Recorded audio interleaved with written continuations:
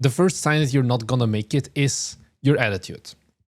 Where I wrote this down as low agency defeatist attitude. I don't know if agency is the right term, but agency is kind of what I see as like the ability to take matters into your own hands and to do something. Where there are Steam pages, for example, like very quick ones, like very simple example. And I'm like, oh, there's like some problems with these GIFs, add like some GIFs here, change like these few sentences in your short description, and then maybe like reorganize the screenshots or redo the trailer, something like that. And then the game was unreleased when I look at the game back then. And like a few months later, they like share like, hey, my game just came out or something in our Discord. And I look at that same store page and they changed nothing. They get all of the things they need to do handed to them on a silver platter of make these changes to your description, add this sentence, remove this, whatever. And they lack the ability to take action. The best game developers that I've seen in our audience are the ones where I say something, I give them like feedback on their Steam page. And in that same live stream, they send me a message, hey, I just updated the Steam page. Can you take another look at it? Where they don't just like sit idly and be like, yeah, sure, this guy has something to tell. I don't care about it, or like, I'll do it later. They're the ones who take action. Being able to take action and understand that, hey, this is probably going to be better, and wanting your game to be better is the most important thing. And there's like a lot of like excuses as well, of like, oh, but it's kind of too late anyway now because my game's almost gonna come out. And it's like, even if it's too late now anyway, you still do it for yourself. You still do it to make the game better for you. You're still looking back upon it. Or like, you find like other reasons of like why suddenly like what I'm telling you won't work. And it's like, brother, do you want to work? You want this to work or not? Because if you're not putting in any of the work, I cannot make your game successful. I can help you, but you're going to be the one who does need to take that like final step to actually change the Steam store page, to do all of those things. And of course, you know, changing a sentence, that's the easy part. Sometimes it's bigger stuff. Sometimes it's like, oh, you kind of need to rethink the gameplay loop. But if it was easy game development, then we wouldn't all be here like looking for the secret to actually be able to make it. Because there are a lot of people who will not make it, like I said. And that is, you do the hard stuff, because the hard stuff is the stuff that usually matters the most, that nobody else wants to do. And if you're able to do that hard stuff, I think that's when you're going to be able to make it. The second thing, and this is such a fucking annoying thing. We had a guy recently in our Discord. I forgot the name even. He had like, you know, I think you need to have a little bit of an ego. Yeah, can we say that, sidetrack? I think if you want to have like a good business competitive mindset, you need to have a little bit of an ego. And there are quite a bunch of people who hear that statement that I often say of like, oh, we're on the journey to build $1 million studio. We're at like 156K right now.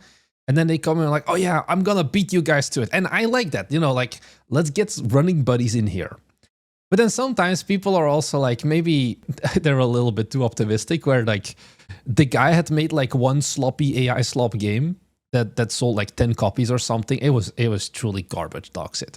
And then like he was in our Discord and he was talking about he was going to beat me to the $1 million studio, and he was sharing the second game, and it was a 2D pixel art platformer. I shit you not. And he was like, oh, but it's actually more like only up, or like not only up, like getting over it. And everybody was rightfully warning him of like, hey, you can make this game, but it's not going to be a profitable game. It's not a game where you're hitting the bar, because the game also didn't look good. Once again, AI sloppity slop. And he's like, on the one hand, he's like, oh, I'm going to beat me to $1 million studio. And then on the other hand, the moment he gets any pushback from people who are like, hey, are you sure that this is the right way to get to the $1 million studio? He's like, actually, this is all just for art. And I don't care. And fuck the market and all of those things. And it's like, yes, I don't mind you saying fuck the market, but fuck the market and I'm gonna make $1 million studio are inherently incompatible. So things like ignoring your market, because we were also telling him like, hey, you're making a 2D pixel art game or like a 2D side scroller platformer rage game. Here are some other games that like we've made or like that our audience has made that they chimed in of like, yeah, this didn't work. There's also, for example, I think it was Miskiff who made a game, Unrooted. We're telling him like, hey, this is like a massive budget game in like a similar style. And even they weren't able to perform well. We're like giving them data of like, they were probably not gonna make it in this genre. And they just refused to accept it. Maybe it's kind of also like agency of like not wanting to pivot, but I think it's more of like that incompatibility where you can also swing the other way, honestly, of like, spending so much time on market research that you actually never release a game. At some point, you're going to need to be like, fuck it, I know this is not the most optimal game, but I think there is still enough of a a like potential market for it, I'm just going to go for making it instead of planning your open world survival crafting game for 5 years and never making it. But I think also if people tell you something's bad, then you should listen to them. One side tangent. One of my favorite recent quotes is never interrupt an enemy when they're making a mistake. Most of the people who are like in my Bite Me Discord and things like that, you guys are not my enemies. I will tell you when you're making a mistake. There's other people I'm not telling that they're making mistakes. Don't get me wrong. There are definitely people who I'm just like looking and like, yeah, you just keep going that way. Good job. But I think that's kind of the thing of like, if someone is taking time out of their day to give you some feedback, to tell you, hey, maybe you want to reconsider, probably you should reconsider, especially if you're at the point that you don't really have that much experience yet. When you don't really, you know, you've never released many games and you have these people like me who has been doing this commercially for 4 years and I'm telling you this is a dumb idea. Maybe there's a little bit of truth in there, basically. So don't just ignore the market. Other things is also like pricing. Like sometimes I see like these developers who are like, I spent 3 years on this game, hence I'm going to price it at $20, even though it is a game that realistically would be at most a $10 game. But they have this disconnect and this like market blindness, I think was what I called it, of like, they only look at what they did on the game and that's their benchmark for what players can expect for the game. With the pricing, they don't look at all of the other competition. They just think that their game is special and that nothing else matters, which unfortunately, once again, isn't true. And then we get to the third problem. And this is one that I maybe want to talk about as well, because yesterday's video, I talked about Silicon Architect, how we announced that game's launch and how, you know, the announcement has been like, okay, we're sitting at 230 wishlists or something like that right now. And that is living in an isolation chamber. And this is a problem that I once again see a lot of developers have. And that's often like the first time they share their game with the world is on like, for example, one of those live streams. And then it turns out there's a lot of problems where you keep the game hidden. You don't show the game to the world and you just pretend like, oh, I'm going to show it when it's ready. And the sad news is the game is never going to be ready. And then if it is ready, it's already too late. There's kind of no perfect time when to announce your game. And this is kind of also what happened with Silicon Architect, where I knew this problem, where we did that first playtest, we announced the Steam store page and all of that, and we get some negative pushback from that, because you guys are like, oh, this game looks like unfinished, it has no good appeal and all of that. And it's like, yes, the alternative is I spend another 4 months on this with no validation. And I keep digging myself into this hole without knowing if it's even worth it, without seeing if people are interested in it. And this doesn't mean that you need to make immediately a Steam store page for your game and put it public, because God, I've seen some bad games also that just have no gameplay. But at some point, you need to accept that whilst your game isn't perfect, it's good enough that there is an actual playable, that people can actually figure out what is this game, is it something good, get feedback on it, do playtesting, all of those things. Because it's kind of a double problem. On the one hand, if you're too scared to like announce your game and like share it publicly with the world, you're not getting any wishlist. You're not getting any marketing because there is nothing to wishlist. There's just nothing. Maybe this kind of the thing of like, if you're showing things like GIFs on XD Everything app, for example, it's like, okay, you can do this for a month to get like validation, to like share. But at some point, you do really need that Steam page. I don't know if you're watching this, Ray. There's a guy, maybe he knows him. Ray is a Bite Me viewer, and he has been working on his game for 4 or 5 years or something. I don't know, like an insanely high amount of time. And his game looks really, really good. He's an ex-AAA developer, or I think he still is AAA dev, making like a really good indie game, really good art style. He has showcased the game at like a bunch of exhibits as well. He has talked to publisher about it, everything. And he has no store page. He has been posting about the game on Twitter for so long, and there is zero fucking like capturing of that market demand, basically. And it's like, why are we doing this? So that's problem number one, because now, okay, the game is gonna be like close to demo, let's say, but there is nobody who has been able to wishlist and start following the development, because there's no like single source of like truth or like gathering point for that game. So that is problem number one.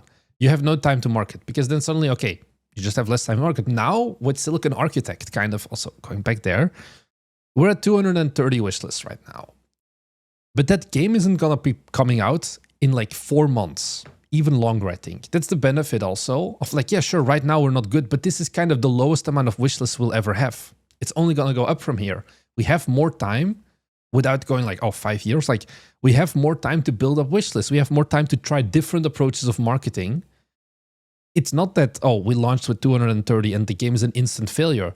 If we had that same problem as MO98 had, where we needed to release this game a month from now, yes, then we were fucked.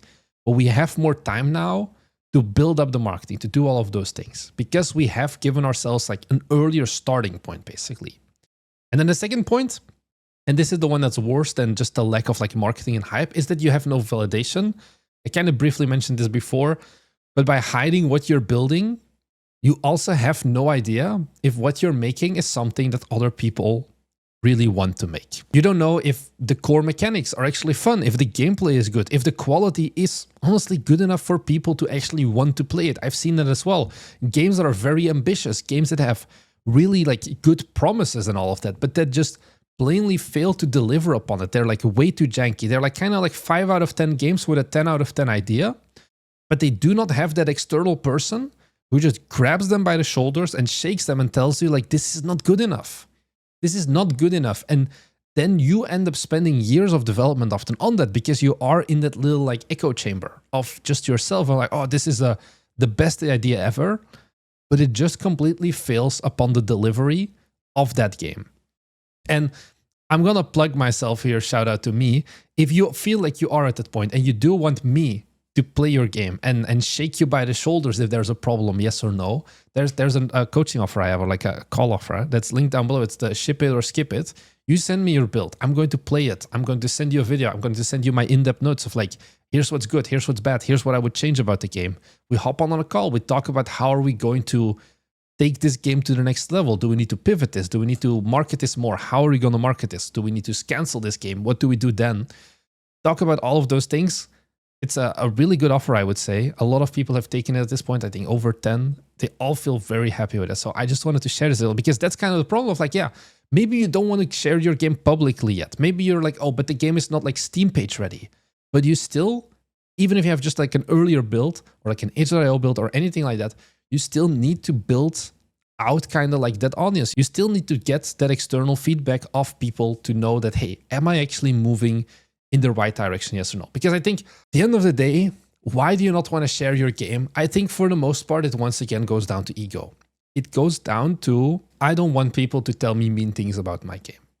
And I'm going to be honest, I understand that. I'm the exact same. I knew Silicon Architect would get bad, like mean things said about that game. From you guys, from playtesters, you know, playtesters are actually way nicer than you guys. Can I just say that as well? But I also knew that by not releasing Silicon Architect, who's going to be a bigger problem, I knew like, let's take the hit to my ego. At this point, I've done it enough times that I can also disconnect the art from the artist. Not that I'm like a crazy artist, but like, you know, if the game gets negative reviews, and that doesn't mean that I'm like, my self-worth isn't tied to the game. And this is something that a lot of beginning developers once again have. And the longer you spend on your game, the stronger that connection gets between the game and your self-worth, where suddenly, okay, if you spend a year on a game, you're going to feel much more intensely about that game, someone telling you, oh, this game actually isn't good, than if you spend a month on that game. That was why I was reaching that point with Silicon Architect, about 1 month of development, about 100 hours of work, where it's like, I really, really, really, really need to get this out right now, because otherwise I'm going to start to get too attached by it. If the feedback from everybody was like, this is a stupid idea, I don't want to play this, I wouldn't mind that much because the initial commitment wasn't that high. Whereas if you spend a year on a game and everybody tells you that the game is dog shit, you're going to want to crawl into a little hole and never come out of it again and stop making games. And that's, yeah, if you stop making games, you're not going to make it, I guess. So that's kind of the whole thing there of do not wait too long with talking to other people about your game, with showcasing the game. Also, like our Discord, once again, is a great place to do that. We have some channels. We have a showcase channel, but Improve My Game channel where you can get feedback as well. Both of these are good. Link down below to join our Discord as well. And I think that's kind of just it. I don't think, you know, you're not going to make it. I think it's more about what are the traits that you have as a person. And unfortunately, some of these things can't be solved. I think as well. I think out of these 3 things, I think the most important one I would say now that I think you as a developer can have is the agency thing.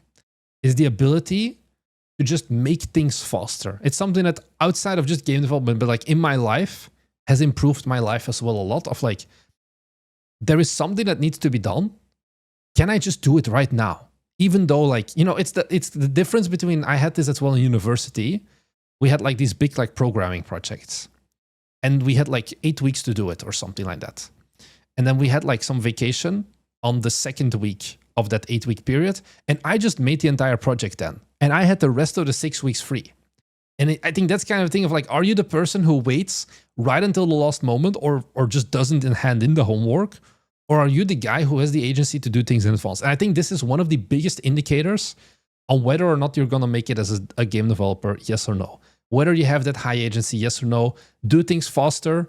Don't push them to the side. Be like, hey, I can just do this right now, so let's do this right now. Anyways, that's all I need to say. If you want to know more of like how we're hopefully going to make it to $1 million studio, then be sure to head down below and subscribe because we upload these videos 2 times every week when we talk about what I learned making games and also just share like the stats and everything about that journey to $1 million studio. I think there's a lot of really good content that genuinely you won't find anywhere else on GameDev YouTube. So go and subscribe. And there's a video over here, I think. If you do feel like, hey, I'm a high agency person and you have a Steam page going live right now, go and watch that video. And it talks about everything that you should do to have a good Steam page because too many of you guys just aren't listening to the advice that I had before on that. That's all I had to say. I'll see you guys in the next one.